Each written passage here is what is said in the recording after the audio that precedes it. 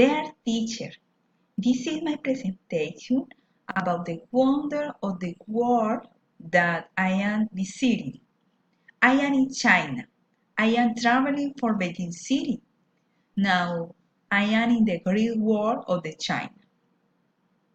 I love the history and I love to know historical places. In this forum, I am walking through the world. I had black sweater, black glaze,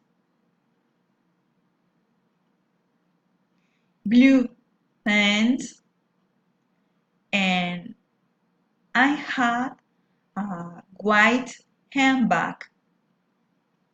I am very happy, but I miss my family a lot. I am enjoying this amazing place. The view here is wonderful. I can see the trees in other places. I can see desert. And the most beautiful is the sunset. Here there are many tourists and they are very nice. I like the food, but I don't like the hot drinks.